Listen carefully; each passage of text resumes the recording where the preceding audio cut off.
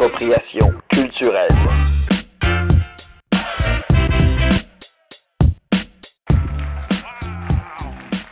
Appropriation culturelle, le podcast. Le podcast où on s'approprie la culture d'un ou d'une invitée pendant 60 minutes. Bien, avant de présenter l'invité, Benoît, je vais présenter mon co-animateur. Allô. Benoît, Allô. comment ça va, Ben? Hey, ça va bien? Hey, 1,5 million de personnes ce soir. C'est fou, Red, pareil. Hey, applaudissez-vous la mode, vous êtes beaucoup, là. Ben oui. En direction de la salle communautaire de la Motte. Qu'est-ce qu'on fait à la motte, Ben? Ben, c'est dans le cadre du RICMA, Hein? les rencontres d'intervenants culturels de la Oui. MRC Abitibi. Oui, on doit. Ouais, c'est aussi dans le cadre de la politique culturelle territoriale. Hein? Et c'est des rencontres sporadiques comme ça, organisées par la charmante Valérie Castonguay. Puis c'est pour qui, ça? C'est pour les gens qui œuvrent dans le milieu culturel, Benoît? Exactement. Hein?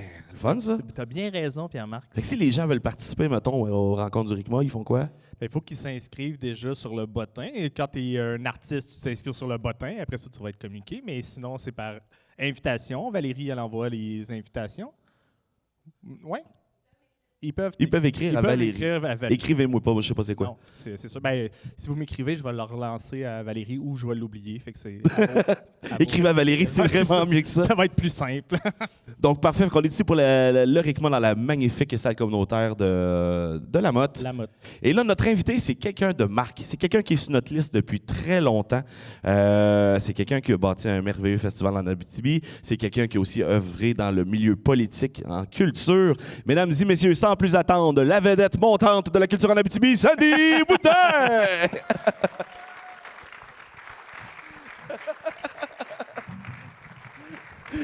Bonjour Sandy. Salut, ça va? Allô. Ça va très bien toi-même? Oui, c'est un peu gênant, votre affaire.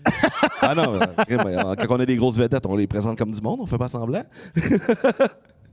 Sandy, premièrement, comment tu trouves la belle salle de la Motte? Comment tu trouves ça confortable? Ben, ça fait longtemps que je n'étais pas venu à la Motte, mais c'est toujours aussi beau, franchement. Puis c'est ça. Mais c'est ma première fois dans la salle à la Motte. Ah, ah. Moi, la dernière fois que j'étais venu en haut, c'était une église. C'est toujours une église, mais il y avait les bancs et tout. Fait que ça fait vraiment longtemps. Puis le pire, c'est que j'ai passé une partie de ma jeunesse. Mon père vient d'ici. Fait que c'est ça qui est drôle. Ah ben, t'es un local, mon Ben. Toi, Sandy, tu viens de la municipalité de Rwanda? Oui, ben moi, mes parents viennent d'Abitibi-Ouest, du Barquet, puis du Puy. Puis, mais j'ai grandi à Rouyn-Noranda. À Rwanda. À D'Alembert. À D'Alembert. Puis là, ça fait quoi? Ça fait quasiment 20 ans que tu es un acteur important dans la culture en région? Je sais pas trop, là. Je sais pas trop.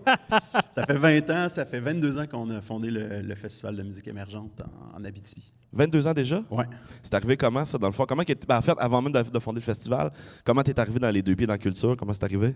C'est arrivé,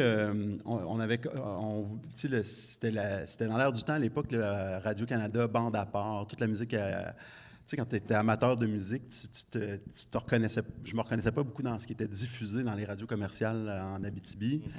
Il n'y avait pas Ici Musique non plus dans le temps. Puis c'est ça, il y avait toujours eu des shows au cabaret, des affaires de même. Des amis organisaient les shows punk, d'autres organisaient les shows métal. Puis moi, je faisais venir des shows de mon oncle Serge, Fred Fortin, Galaxy, puis des trucs comme ça.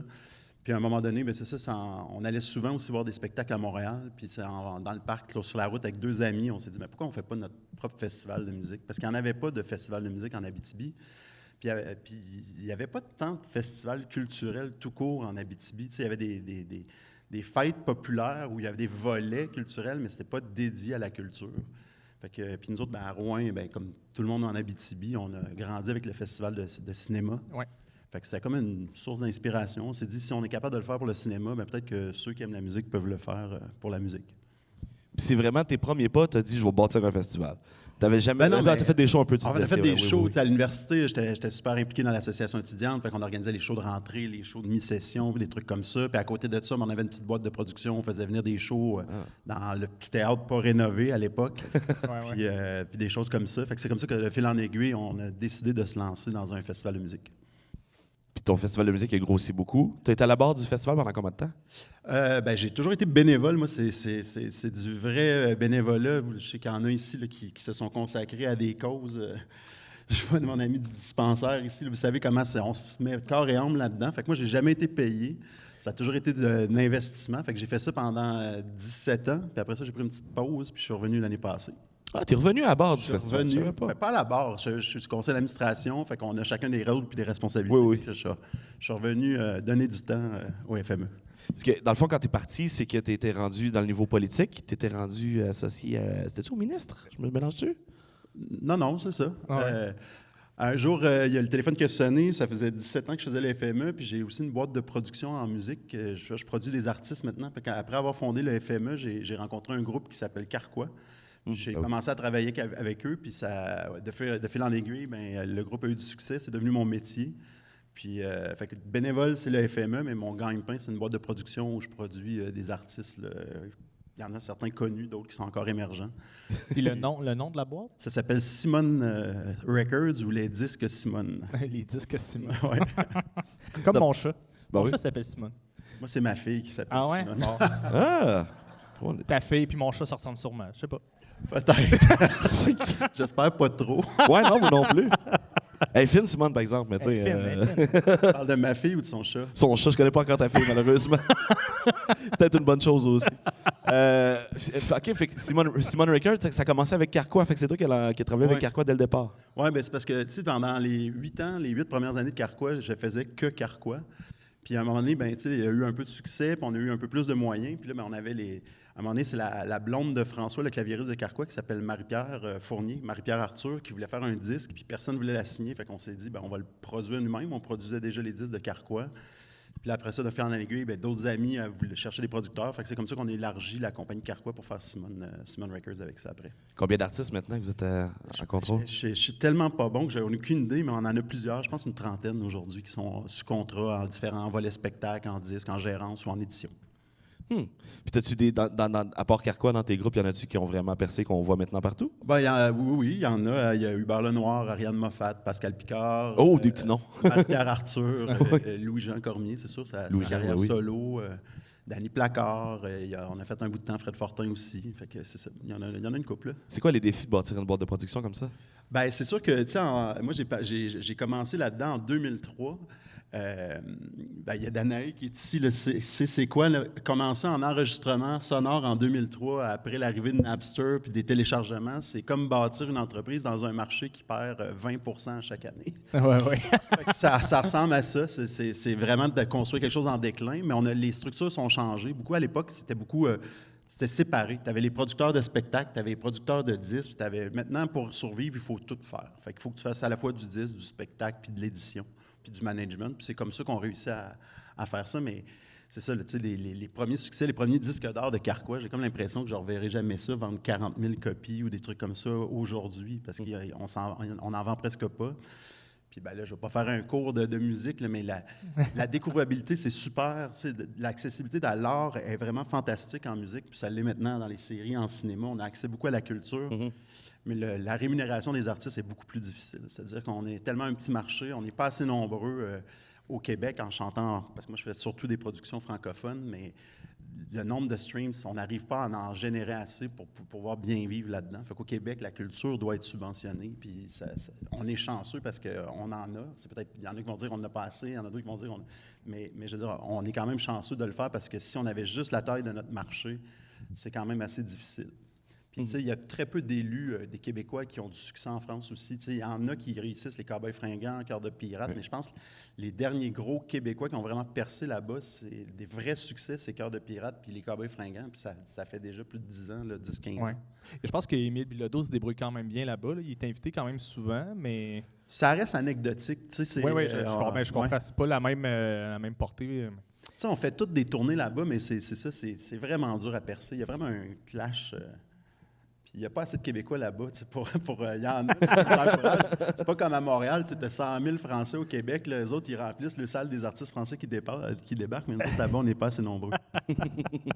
Faudrait devenir il faudrait que les étudiants québécois aillent en France, les étudiants français viennent au Québec, comme ça, tout le monde est content. Ça serait simple. Ça va coûter cher de billets d'avion. Mais tu as effleuré un peu le sujet des plateformes d'écoute, tout ça que tu dis que c'est une belle opportunité. Qu'est-ce que ça a changé pour les artistes, à part la rémunération? Qu'est-ce que ça a apporté de plus? Est-ce que ça a un plus-value, le streaming? Bien, c'est la possibilité de te faire découvrir plus facilement. C'est d'accéder à un public. Avant, c'était très, très fermé. Puis là, je parle même pas juste de la diffusion.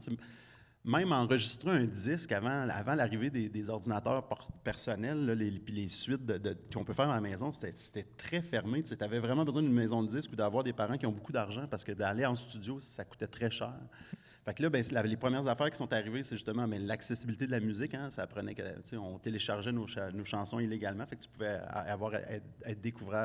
la découvrabilité était facile. Tu te faisais un MySpace, des affaires de même dans les premières années. Bandcamp. Je ne sais pas si vous vous souvenez de ça. Puis, ben, c'est ça. Puis c'est surtout que ça a permis à plein de gens de pouvoir enregistrer à très peu de frais chez eux. Mais avec vraiment, on peut enregistrer des disques à très peu de frais, mais puis faire des très bons disques. Moi, un de mes disques préférés, c'était un groupe qui s'appelait Power Up First, puis je pense qu'ils ont fait le disque avec 3000$ dans l'appart d'un chum, tu sais, puis c'est vraiment un bon album. C'était pas Billie Eilish qui avait fait ça avec son frère dans sa chambre? Ouais, mais ça, c'est du marketing. Ben, mon premier band de punk, on avait fait ça dans une salle de bain. Ça sonnait le cul, par exemple. Mais Ben, en même temps, c'était fait à la salle de maison. bain, C'était fait à la c'est maison. ça. Ça sonnait le cul parce que c'était la salle de bain. Ouais, c'est ça, exactement. Si tu l'avais fait en cuisine, ça aurait été... Il y avait une odeur aussi, mais ça le voyait pas sur le disque. Ça c'était correct.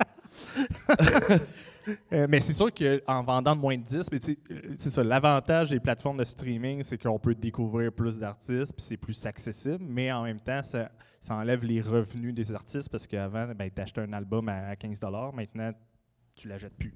Ah non. Les redevances que les grandes plateformes donnent, c'est absolument rien à comparer les revenus qu'ils faisaient sur les disques. Ben non, c'est ça. Puis tu sais, même un artiste au Québec qui a beaucoup de streams, c'est pas assez payant vraiment pour vraiment le faire. Fait qu'il faut qu'il fasse des spectacles. C'est les autres revenus connexes qui vont venir compléter son revenu. Tu sais, Fait que là, tu es en train de dire qu'un artiste ne peut pas vivre avec 30$ par mois. Ben, c'est ça, c'est un peu ça, pense la pas, plateforme des... Non, c'est ça. Non, mais je trouve, tu sais, c'est vraiment ridicule. Il n'y a personne qui peut vivre avec 30$ par mois. Là. C'est quoi maintenant? C'est la merch puis les spectacles, I guess, qui sont Ouais, les spectacles. C'est sûr que pour faire connaître un spectacle, pour un artiste, il va toujours falloir avoir, on appelle ça de la musique enregistrée, fixer sa prestation sur ça. C'est ce qui permet de la faire jouer dans un ascenseur ou à la radio ou le mettre sur un film ou à la télé. Fait qu'on va toujours enregistrer de la musique. C'est une carte de visite pour le spectacle, mais c'est ça. En musique, une portion des revenus, ça va être les airplays, excusez. Mais quand c'est la diffusion radiophonique, ça va avoir des revances de droits d'auteur, mais beaucoup le spectacle aussi. Puis après ça, tu as des synchronisations quand tu vends ta chanson pour une publicité ou dans un film, ben là, tu as des revenus additionnels qui arrivent. Fait que, tu sais, si, mettons, moi, je suis un jeune musicien en Abitibi, j'entends des chansons à la radio, je compose les miennes, j'ai le goût de me faire découvrir. Qu'est-ce que tu conseilles à un jeune? Je lâche ta guitare, va travailler au dépanneur? Ou... Ben, moi, je pense que c'est une affaire de passion. Ça veut dire que j'ai travaillé avec un groupe qui... Carquois, là, c'était des acharnés. Ça a été long, le succès. Carquois, ça n'a pas été tout de suite. On l'a travaillé, on tournait partout au Québec. Les premières fois, il y avait 10 personnes dans la salle. Puis après ça, ça n'avait pas doublé. Là. Il y en avait 15 la fois d'après. Puis après ça, il y en avait 50. Puis on n'a jamais eu beaucoup de support radiophonique. Puis on a réussi à développer ça.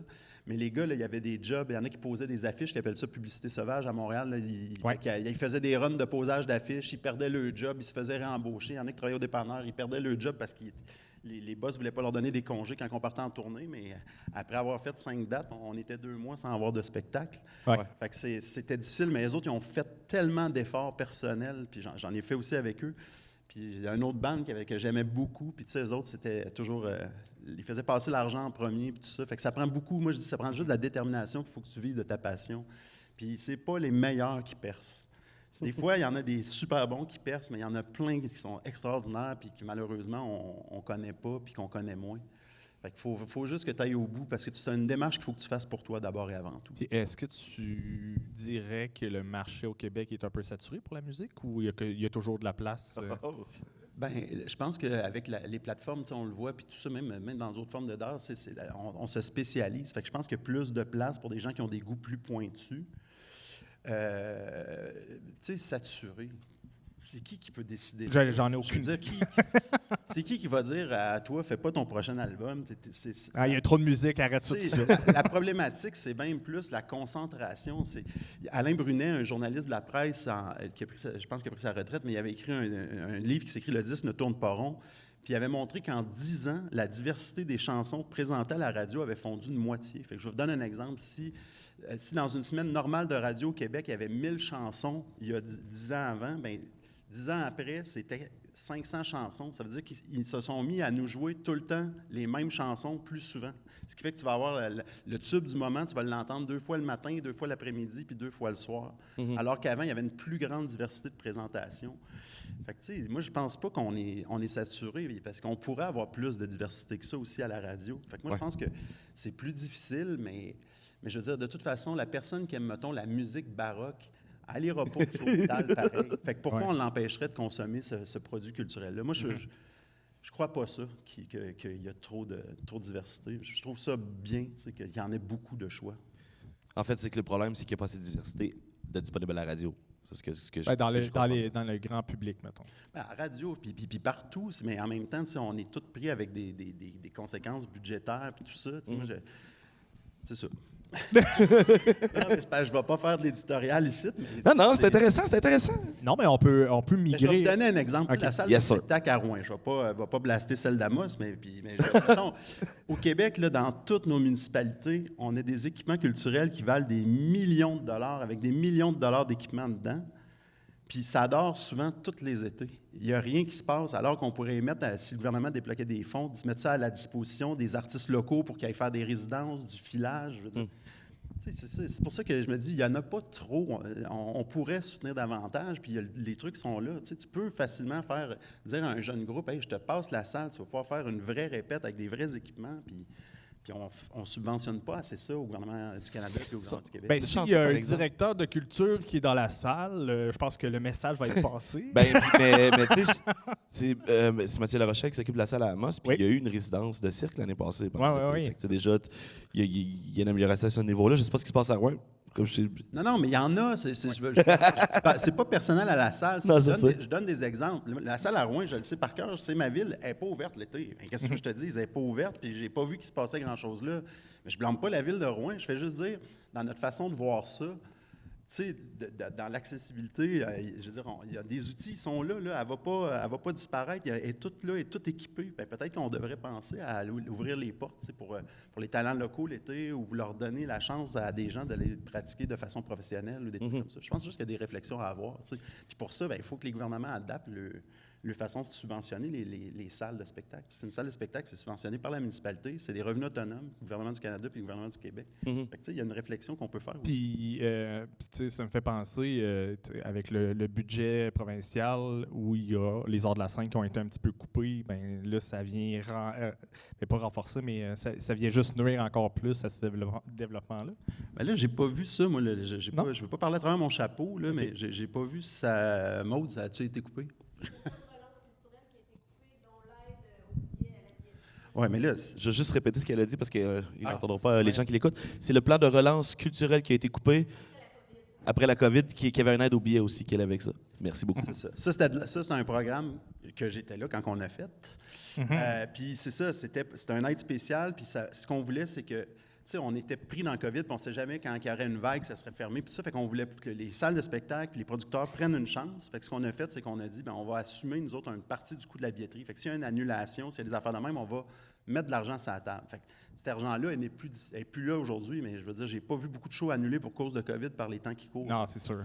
C'est sûr qu'on aurait pu réaffecter l'argent ailleurs, mais c'était de l'argent qui était tombé en surplus, qui a été maintenu jusqu'à cette année. Fait que c'est quand même pas si peu que ça, mais on n'a pas eu de coupure. C'était un programme vraiment spécifique COVID, ça. Puis, parlons-en de ton parcours à la culture. Comment ça s'est dessiné, tout ça? Je suis dissipé parce que c'est ça. Je m'ennuyais. J'avais fait le tour dans ma boîte de spectacle puis dans le festival, puis ils m'ont appelé pour... ils t'ont appelé? Ils m'ont proposé ça. Ils sont allés te chercher. Oui. Qu'est-ce que tu fais demain, Sandy? J'étais surpris parce que la première chose que je les ai dit, c'est que j'ai jamais voté pour vous autres. Fait que je leur ai dit non la première fois parce que je pensais pas que c'était possible de faire ça. Puis j'ai réalisé que j'avais regretté. Tu sais, ça m'était servi sur un plateau d'argent de réussir à aller m'impliquer. Tu sais, moi, je me suis toujours impliqué. Je me suis impliqué dans le FME, mais au Conseil régional de la culture. Je me suis impliqué à la DISC. Je me suis toujours impliqué dans les conseils d'administration de Musique Action, de la SODEC. Tu sais, j'ai toujours mis mon grain de sel. Puis là, on m'a offert... la ministre de la Culture cherchait un nouveau directeur de cabinet, puis ils ont pensé à moi. Fait que, puis j'ai décidé d'y aller. Fait que j'allais là pour une année. Puis finalement, j'ai fait 3 ans et demi à cause de la COVID. J'ai pas pu partir. T'étais enchaîné ou t'avais juste pas fini ton mandat, tu voulais pousser? Je veux dire, je leur avais promis que je faisais une année, puis après 9 mois, je suis arrivé en août, puis en mars, on tombait en COVID. Puis tu peux pas quitter le bateau de même en pleine crise comme ça. J'ai un sens du devoir quand même là-dedans. Ah ouais. Puis tu l'as vécu comment, ton COVID, à la barre? J'ai encore mal dans le cou. C'est parce que, tu sais, c'est tous vous autres, vous avez tous un lien avec la culture d'une façon ou d'une autre, mais, tu sais, j'avais pas besoin de me faire mettre de la pression parce que les gens qui pouvaient pas exercer leur métier, je vais parler en spectacle vivant parce que moi, je viens du milieu de la musique, là, mais les techniciens qui perdaient le job, les shows annulés, c'est tout du monde avec qui j'ai fait 15 ans de tournée, 15 ans de camion. C'est des artistes à moi, mais c'est des artistes aussi que j'ai programmés au FME. C'est des collègues de d'autres maisons de disques. Fait que ça m'a mis une grosse pression. Mais ça a été passionnant parce que je ne me serais pas vu chez Simon Records, dans mon label, à attendre les bras croisés de me faire dire « Ah ben là, tu as le droit d'ouvrir. Ah ben là, il faut que tu fermes. » Ça, je pense que j'ai... Fait que tu as aimé mieux participer Oui, je pense qu'on on s'en est bien sorti au Québec. Il y a eu beaucoup plus d'aide qu'ailleurs au Canada. Puis on était... Il y a eu l'argent. L'argent était là. Est-ce qu'elle était... On peut toujours dire qu'elle aurait peut-être été plus utile ici ou là, mais il y a eu vraiment un bon effort du gouvernement du Québec qui a été fait, puis beaucoup d'argent supplémentaire qui a été mis. Puis on disait toujours, le gouvernement fédéral, moi je trouvais qu'il n'en remettait pas assez en culture. Et il me répondait, ouais, mais il y a la PCU. Mais la PCU, c'est pas de l'argent culturel, c'est l'argent pour chacun des citoyens. Tout le monde a droit à ça. C'était pas une aide spécifique à la diffusion. La culture, on nous a empêchés de la faire, pour surtout ceux en art vivant. Là, je veux dire, les expos aussi étaient arrêtés. Il n'y avait plus de salon du livre. Je veux dire, ça a été un gros frein. Là, tu parlais d'exposition, là, pas le club de baseball. Parce que ça faisait plus longtemps que ça s'était arrêté. Non, voilà, c'est ça. Les autres sont arrêtés depuis un bout. Oh boy, Ben! C'est une vieille référence. Est-ce que tu as fait avec Simon Records des shows virtuels, des choses comme ça? Est-ce que je sais que l'humour ont fait des choses comme ça? Est-ce que ça s'est vu en musique? Oui, j'ai des artistes qui en ont fait, puis tout ça, mais tu sais, ça fait un temps. Là, vous avez tous fait ça, un apéro team, à un moment donné, à boire un verre avec quelqu'un, puis à un moment donné, après 2 semaines, c'est plate. Mais je veux dire, tu sais, moi, je viens du spectacle, c'est-à-dire je viens pas du cinéma, fait que c'est le fun. Il y a eu des super belles initiatives. On a revu du théâtre à Télé-Québec, c'était super bien fait, c'est le fun. Je veux dire, le théâtre, tu veux le voir en vrai. Il y a un bout que ça ne va pas remplacer. Fait que ça a été un boom, ça a été le fun qu'on le fasse. Mais oui, on a embarqué là-dedans parce que ça permettait aux gens de travailler, de s'exprimer. Un artiste, il se développe en ayant du public. Fait que là, ça leur a permis de faire quelque chose. Mais quand tu n'as pas de rétroaction. Quand tu n'as pas de rétroaction, là, je veux dire, c'est... T'entends pas les huées. Mais ça, c'est une bonne affaire. Non, mais t'entends pas quand le monde les acclame ou les hue. Fait que non, c'est ça. Je veux dire, c'est ça le but d'aller chercher un feeling. C'est nourrissant pour un artiste, c'est d'avoir une rétroaction de son public. Là. Absolument. Puis si on en revient un petit peu avec ton volet de vie politique, est-ce que tu as réalisé tout ce que tu voulais réaliser? Est-ce que tu penses que tu as réussi à aller au bout? Je suis parti trop vite. Parti trop vite? Oui. Ben non, tu peux pas. Puis tu sais, c'est des grosses machines. Là, mais j'ai eu la chance, j'avais une ministre qui m'a fait beaucoup confiance. Puis le gouvernement, moi j'étais allé là, quand ils sont venus me chercher, puis j'espérais qu'ils mettent plus d'argent en culture, parce que moi, c'est mon combat, c'est ça. Je m'implique pour la culture aujourd'hui. Puis j'avais fait 5 ans sur le conseil d'administration de la SODEC, puis notre gros fun, là, c'était... Ils nous laissaient choisir où on se coupait pendant 5 ans. Fait que moi, j'ai fait, si je vais là, je ne vais pas perdre mon nom. Fait que, je voulais m'assurer qu'il y aurait plus de moyens, puis il y en a eu plus. Le premier budget, ça a été un des budgets records. En 2017, les libéraux, ils avaient fait une augmentation de 12,4 %. Puis nous autres, on a rajouté un autre 12,4 % sur cette augmentation-là. Puis là, bien, c'est sûr que la COVID est arrivée là. On a rajouté après ça d'autres sous-COVID, mais mais s'il n'y avait pas eu la COVID, c'était une belle lancée, je pense, pour le monde de la culture. Il y avait quand même plus de moyens. On a donné plus d'argent pour les conseils régionaux de la culture, on a donné plus d'argent pour les bourses au calque, plus d'argent pour l'export de la musique. Mais non, les moyens étaient là, mais après ça reste des longs chantiers. Il y avait une loi à changer, la loi sur le statut de l'artiste qui a été améliorée. Bon, je n'étais plus là, mais ils ont terminé le travail. Mais non, tu ne peux pas tout faire, puis ça bouge pas vite. C'est un bateau qui est long à tourner. Là. J'ai été fonctionnaire, fait que je comprends ce que tu as vécu. Oui, mais... des fois, c'est des gros trucs qui sont difficiles, puis là, c'est de convaincre les personnes. Puis... Oui, puis tu sais, c'est ça. Puis tu sais, il faut faire des choix. T'sais, même quand il y a plus d'argent, tu as toujours des choix à faire. Puis c'est comme ça qu'il faut, à un moment donné, il faut aussi les assumer. Puis moi, je me suis dit, j'ai été amené là, ma ministre elle a fait des choix puis des trucs qui ont été appréciés, puis il y en a d'autres qui l'ont sûrement été moins aussi. Mm-hmm. Puis après ton passage en culture, tu disais pendant 3 ans et demi? Ben, j'ai fait presque 2 ans en culture, puis après ça, ils m'ont bumpé à tourisme. Oui, c'est ça. OK. Ils t'ont bumpé à tourisme. Il coûte trop cher en culture, envoyez-le au tourisme. Puis ça a été comment le tourisme?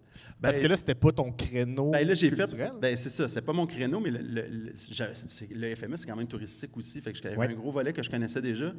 Mais c'est que j'ai fait les 2 secteurs qu'on n'avait pas le droit de faire. Fait qu'on a fermé la culture à cause de la COVID, puis on a fermé le tourisme. Fait que j'étais vraiment dans le monde des cas désespérés. Fait que mais je pense que c'était pas pire, là. Ça a été le fun. J'avais une ministre extraordinaire. Celle-là, Caroline Proulx, là, j'ai vraiment adoré travailler avec elle.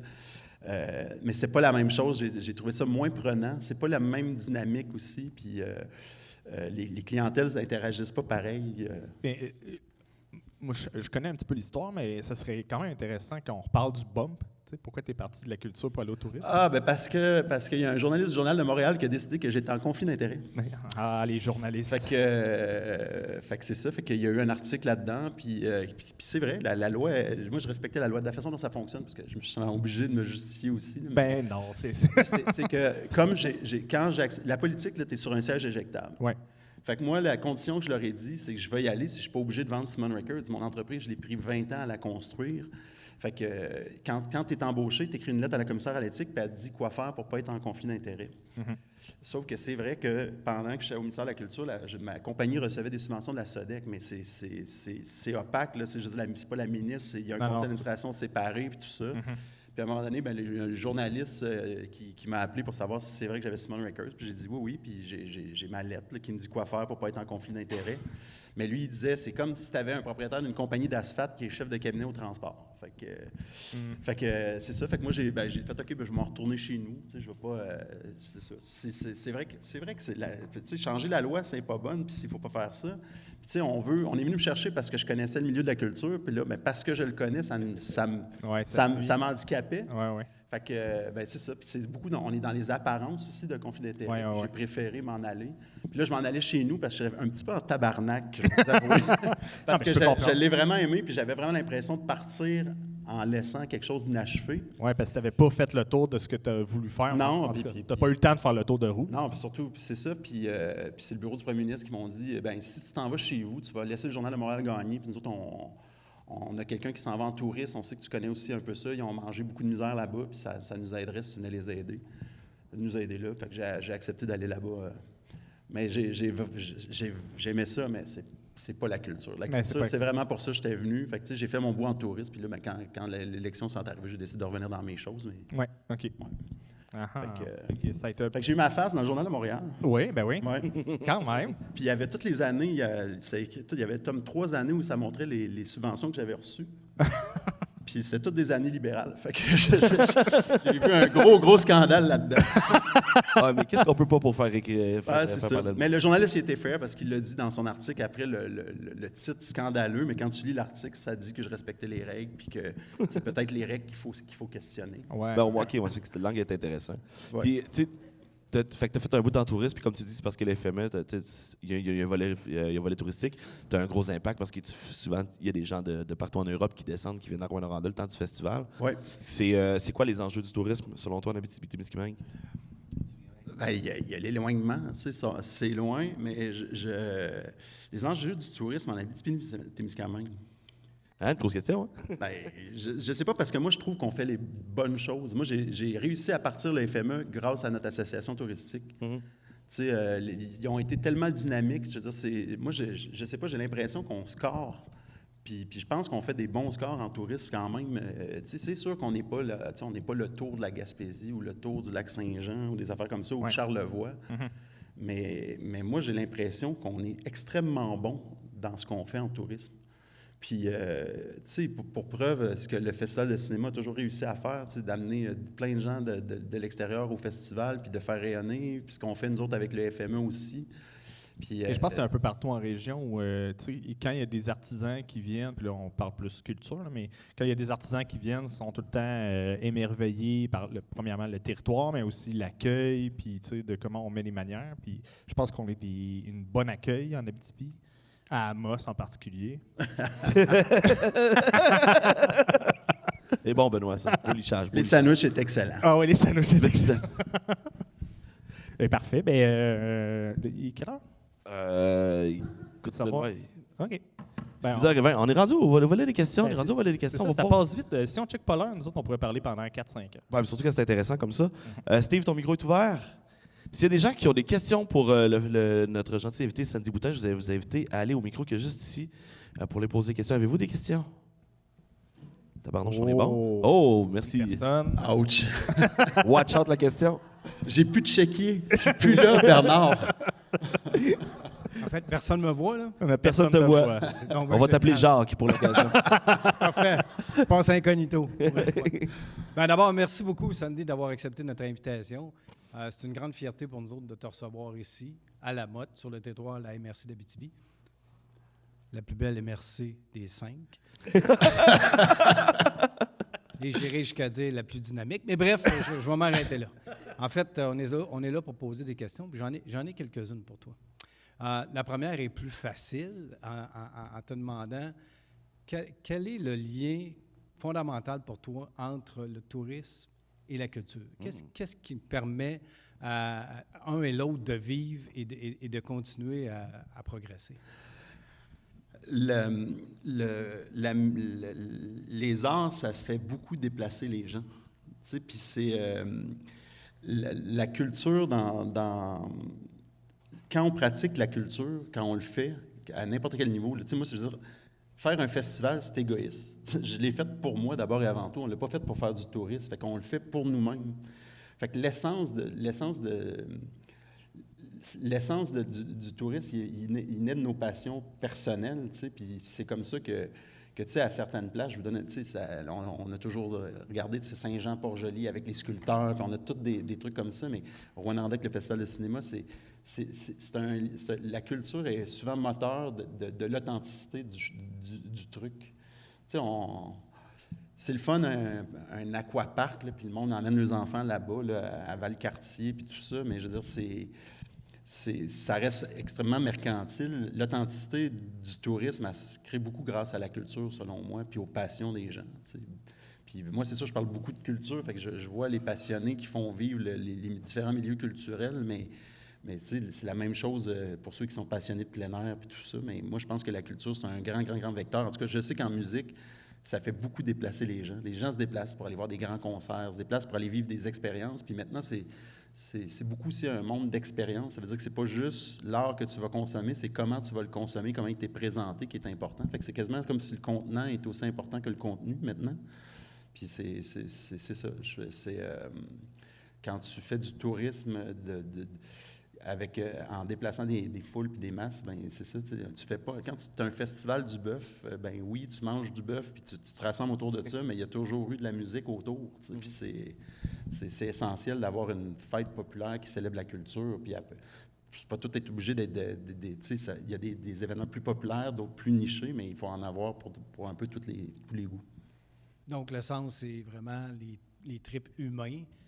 Et le fait qu'on parle de patrimoine puis de culture, ça amène les gens à la consommation touristique, directement ou indirectement. Deuxième chose, j'aimerais ça que tu te vantes un peu. J'aimerais ça que tu te vantes, parce que tu as fait beaucoup de belles choses quand tu étais notamment à la culture. Puis, si tu peux nous parler 30 secondes de l'expérience de la cathédrale d'Amos puis de 5 millions qui est venu avec. Là. J'ai entendu l'histoire tantôt, puis je pense qu'elle mérite d'être contée. J'ai encore mal aux oreilles tellement Suzanne Blais a appelé souvent.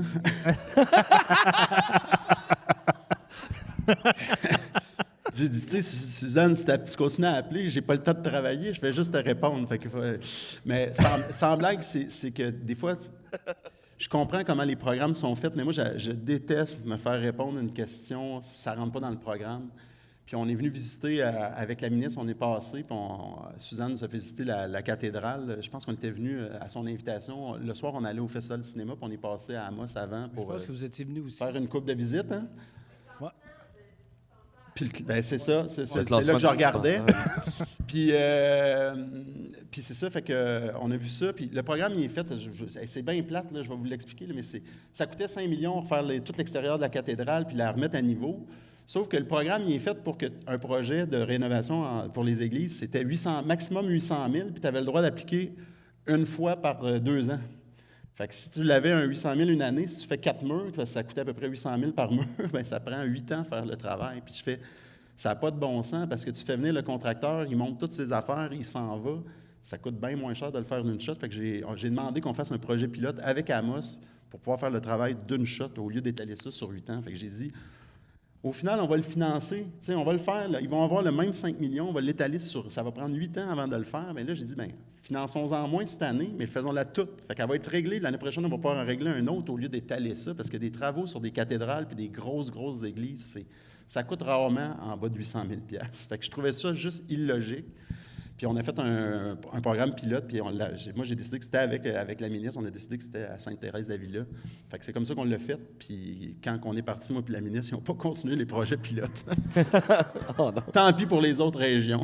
On a eu le temps d'en profiter. C'est pour ça que je voulais que tu te vantes. Ma dernière intervention touche justement un point qui fait la jonction de tout ça, là. C'est le 5 mars 2024. On a vécu une tragédie sur le territoire de la MRC d'Abitibi et sur la région de l'Abitibi-Témiscamingue, c'est-à-dire la perte et l'annonce de la fin des espaces bleus au Québec. Et je sais que tu étais un des premiers précurseurs et un des premiers défenseurs de cette notion-là de la création des espaces bleus dans les 17 régions du Québec. Moi, j'aimerais ça, devant tout le monde ici, que tu nous donnes des trucs, parce que là, le gouvernement est prêt à nous faire un beau cadeau de grec, là. Mais qu'est-ce que tu penses qui va faire en sorte que ça va faire bouger les choses dans les prochaines semaines, les prochains mois? Puis l'autre volet, c'est il y a une échéance aussi électorale. Donc, comment on peut faire avancer les trucs versus ce qu'un milieu peut vouloir comme remplacement d'espace bleu, mettons? Bien, tu sais, moi, Bernard, je ne suis pas d'accord avec toi, dans le sens, c'est pas une catastrophe. Tu sais, je veux dire, déjà, là, on a un bâtiment magnifique, patrimonial, qui va être sauvé, puis ça coûte 0 $ aux contribuables, selon toi, de la plus belle MRC d'Abitibi-Témiscamingue. Fait que c'est de l'argent net là, qu'on a pogné à Québec, puis on est venu investir à Amos, puis qui va faire ça. Puis sincèrement, quand tu as été contacté puis la gang du conseil municipal de Amos, là, le petit gars de Rouyn, là, il aurait rêvé qu'un bâtiment comme ça, d'avoir un bâtiment comme ça à Rouyn pour faire son FME puis faire des affaires là-bas. Fait que, tu sais, je veux dire, c'est intéressant, le musée sur la fierté puis les espaces bleus, mais là, on dote la ville d'Amos d'un super bel outil. Après ça, il y a une déception parce que c'est sûr que... Mais je veux dire, c'est une opportunité là, que vous avez. Il est là, le gouvernement va la rénover. Elle va être là, il faut l'utiliser maintenant. Fait que maintenant, il faut... Moi, ce que je sais, c'est qu'il faut savoir faire... Moi, de la façon dont ça marche, là, c'est comme ça que ça marchait avec le ministre des Finances. Il faut que tu sois capable de trancher. Tu as beau arriver avec une liste d'épicerie, la minute où il te dit, mettons, ça va être tant de millions, il faut que tu sois capable tout de suite de répondre, OK, bien c'est ça que je garde. Puis il faut que tu sois lucide dans tes affaires. Fait que moi, le conseil que je donnerais, c'est qu'il faut que tout le monde soit mobilisé derrière. Ça veut dire qu'il faut que le conseil municipal prenne une position solide. Il faut que la députée soit aussi derrière ça, mais il faut aussi que le milieu soit là. Ce qu'on a appris avec le temps en requalification de bâtiments patrimoniaux, là, c'est qu'on a beau remettre une église sur le piton puis la sauver.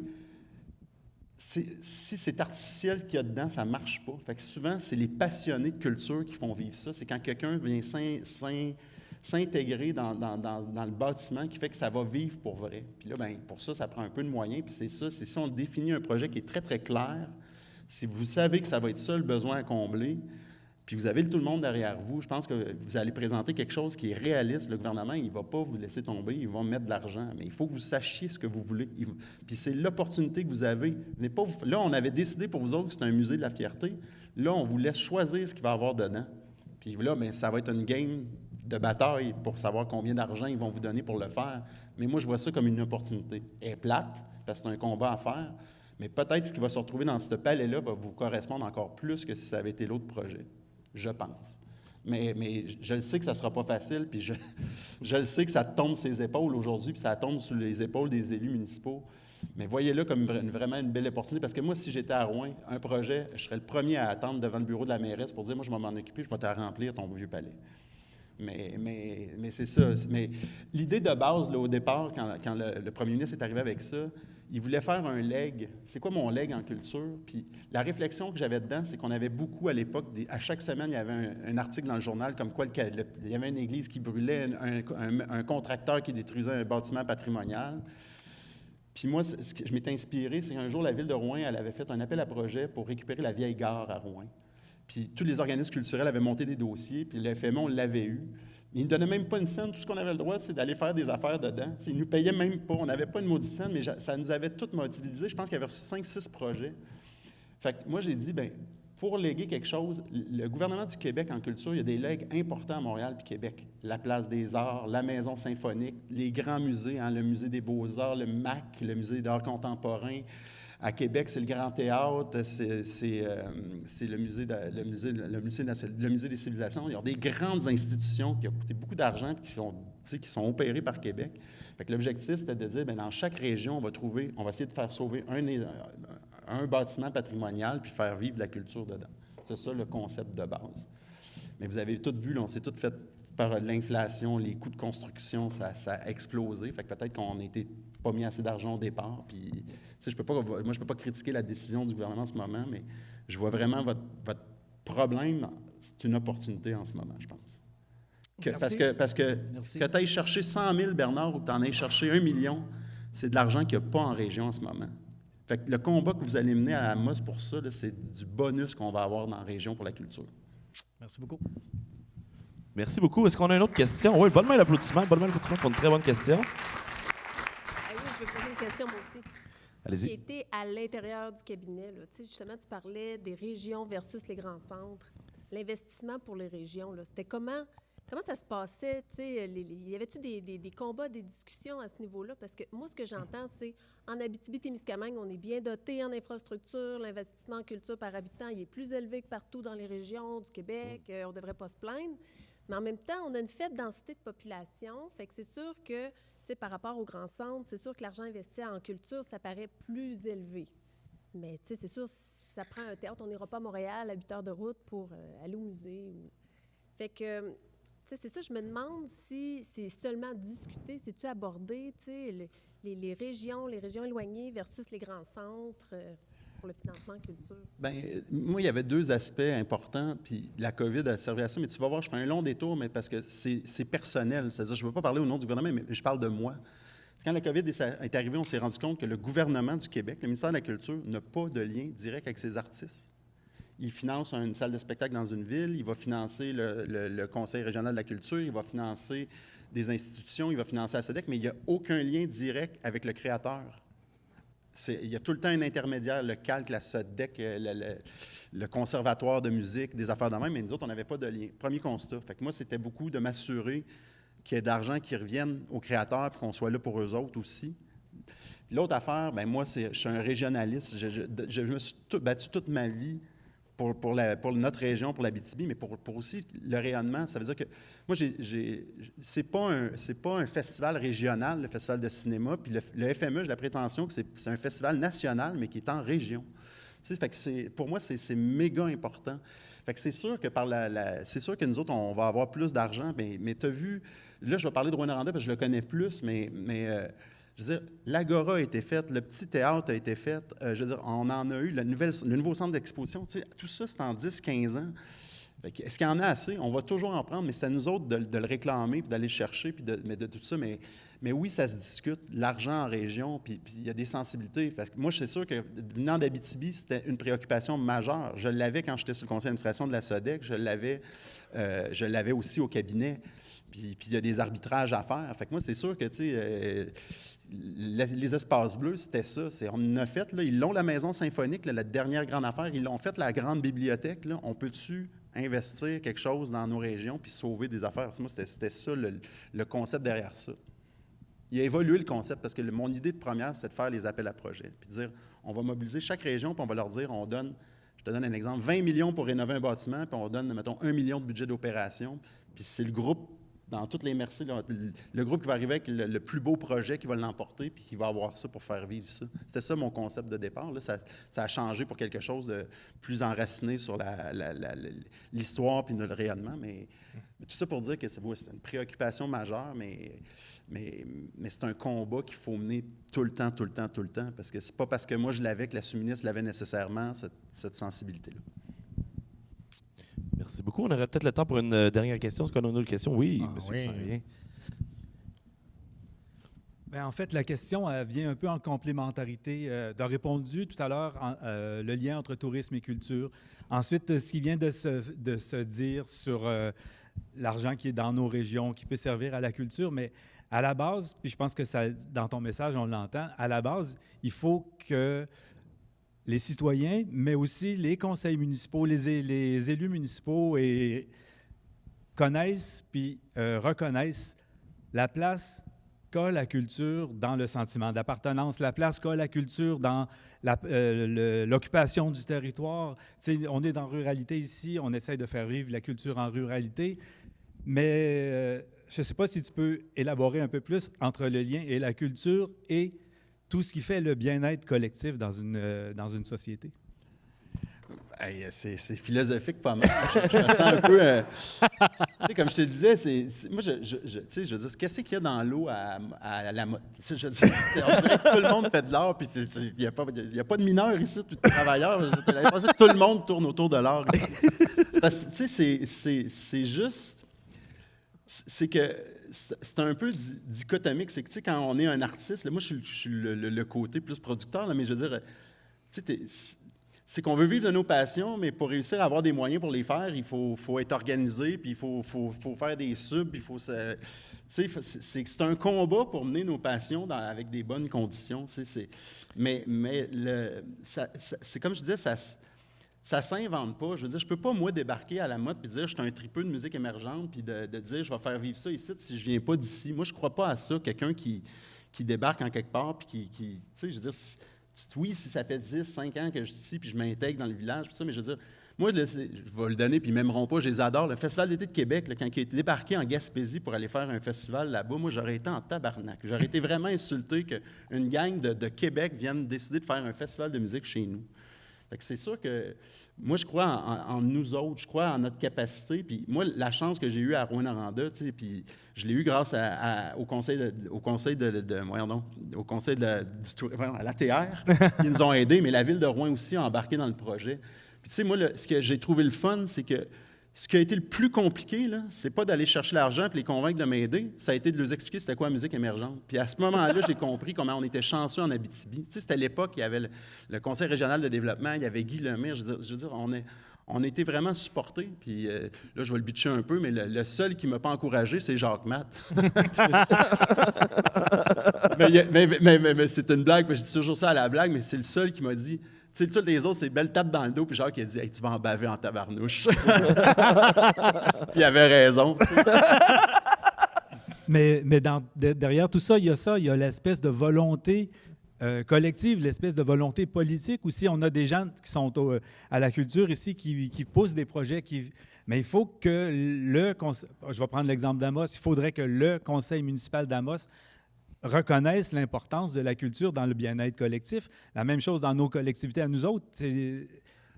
Ça vient d'où? C'est de la politique qu'on fait. C'est-à-dire que c'est politique. Puis moi, je pense que le conseil municipal d'Amos, il prouve à chaque année en votant un budget. Puis là, après ça se tiraille. Parce que toi, c'est les arts, puis il y en a d'autres, ça va être le sport, puis il faut trouver un équilibre dans tout ça. Mais tu sais, moi, je le disais à Bernard tout à l'heure, ils ont tout compris à Amos en diffusion en termes de salle de spectacle. Moi, c'est une des plus belles salles de spectacle, intelligente, qui est modulable, puis tout ça. Moi, je ne comprends pas que les municipalités font encore des salles à l'italienne avec des bancs qu'on ne peut pas bouger puis qu'on ne peut pas adapter. Fait que, tu sais, je veux dire, il y a des choses. Fait que je ne connais pas les prises de position de vos conseils municipaux puis tout ça, mais je veux dire, les villes au Québec sont quand même assez engagées en culture. Est-ce qu'ils en mettent assez? C'est la même chose. Les villes vont dire que le Québec pourrait en mettre plus, puis le Canada aussi, puis nous autres, les citoyens, on va dire que la ville, comme on est passionné de culture, moi, j'ai jamais joué au hockey, fait que ça me dérange pas qu'il y ait une patinoire de moins. Mais je veux dire, je suis content qu'à Rouen, il y ait le petit théâtre, qu'il y ait l'écart. Je suis content de pouvoir bénéficier de ça, mais je trouve que territorialement, en Abitibi, après le FME, là, il y a plein d'autres festivals culturels qui ont émergé. Puis je ne dis pas que c'est nous autres, mais ça a tombé de même. Là. Je veux dire, nous autres, il y a eu le Festival du cinéma, puis on est arrivé après, puis après ça, il y en a eu plein. Je trouve qu'on réussit à faire des belles affaires, puis qu'on est capable de se mobiliser pour les faire. Puis des fois, on les fait avec pas assez de moyens, mais on fait toujours des belles affaires pareilles. Paradis Nord, ce qu'on fait, c'est quand même extraordinaire d'avoir tenu ça à bout de bras pendant 10 ans. Je ne sais pas combien de temps ils ont fait ça. 10 ans, oui. Je veux dire, au début, c'était un peu fou. Puis ils demandaient beaucoup d'argent pour réussir à faire ça. Puis ils ont réussi. Fait que, tu sais, j'y crois, mais c'est nous autres, c'est vous autres qui êtes dans la salle qui font vivre ça au quotidien, tu sais. Il est important. Le mot mobilisation, je pense que c'est le maître mot. Tu ne peux pas rester les bras croisés. Fait que, tu ne peux pas attendre que l'autre le fasse pour toi. Moi, je n'attendrai pas que mon conseil municipal le fasse. J'aime mieux les convaincre qu'ils m'outillent à le faire que hey, je ne voudrais pas que Bernard fasse ma prog, moi. Mais c'est drôle parce que, tu sais, on va faire un petit peu un parallèle. Mathieu Larochelle, qui est le directeur du théâtre à Amos, je crois que c'était avec Geneviève Bellin, il avait sorti un mémoire par rapport à la culture, aux saines habitudes de vie, c'est d'inclure la culture dans les saines habitudes de vie. Est-ce que quand tu étais à la culture, ça a été un point défendu? Est-ce que vous avez parlé de ça? Pas vraiment. Non, pas vraiment. Je suis arrivé, comme je te disais, puis 9 mois après, on était en COVID. Fait que je peux te dire que dans ce temps-là, puis Maude qui est là, on a travaillé les soirs, les fins de semaine, mais pour juste sortir le milieu tout a été déplacé. Fait que tu vois, c'est pour ça que la loi sur le statut de l'artiste ou d'autres réflexions, on les a repoussées à plus tard. C'est pas qu'on n'est pas capable de mâcher de l'algum puis marcher en même temps, mais ça a été très lourd. C'était nouveau aussi, là. C'est la première fois qu'on vivait ça de telle grosseur. Je peux comprendre que ça mobilisait tout le monde. Oui, c'est sûr que je peux pas dire qu'on en a, on l'a parlé ou on en a. Tu es toujours conscient, tu as toujours plein de responsabilités à faire. Fait que c'est toujours là, c'est le cahier de charge du ministère de la Culture, il y en a pour tout le monde puis son père, on en a des choses à respecter et à faire. Mais je ne peux pas te dire qu'on a eu des réflexions énormes là-dessus. Là. On était vraiment en mode qu'est-ce qu'on fait pour le milieu. Ouais. Puis tu sais, on était poqués, nous autres. Un journaliste culturel qui n'a plus de spectacle à chroniquer, là, qu'est-ce qu'il fait? Il fesse sur le gouvernement. Fait que, fait que là, il y avait une cinquantaine de journalistes de plus dans vos pattes. Non, mais d'habitude, c'est chial où ils peuvent faire une mauvaise critique de quelqu'un, mais là, c'était vraiment, ils étaient sur notre dos, là, puis on les avait. Puis j'ai découvert le milieu du théâtre, et eux autres, c'est quelque chose. Hein? Je m'entends bien avec eux autres maintenant, là, mais je peux te dire que ça, Pristi, on est gentils en musique, nous autres. Moi, je fais tout le temps le lien avec ça, les saines habitudes de vie par rapport à la culture et même le tourisme. Je pense que c'est un lien vraiment important parce que les gens, quand ils vont consommer de la culture, ils vont voir des expositions, ils vont au cinéma, ils vont peu importe. Souvent, ils vont en ville, ils vont s'acheter, ils vont souper. Fait que ça fait partie de l'économie globale. Oui, puis morale aussi. On l'a vu. On n'avait plus le droit de se rassembler, mais se rassembler, c'était pas juste se rassembler, puis on se croit, c'est souvent les événements culturels, c'est le vernissage d'une artiste en art visuel, le salon du livre, c'est des lieux de rassemblement, puis ça a été... tu le vois que ça fait du bien la culture aux gens. Elle est omniprésente, ça c'est sûr, parce que même au hockey, il y a de la musique. T'sais. Même au hockey. Sur cette excellente remarque, Benoît. Ben non, mais c'est... encore une fois, merci beaucoup, Sandy, d'avoir été là avec nous ce soir. Une bonne heure d'avoir affronté les jolies questions qu'on a reçues de la gang du RICMA. Merci à vous d'avoir été là ce soir avec nous et merci aux auditeurs qui nous écoutent. J'espère que vous avez apprécié. Bien, sur ça, nous étions Appropriation culturelle et on vous souhaite une excellente soirée. Bonne soirée.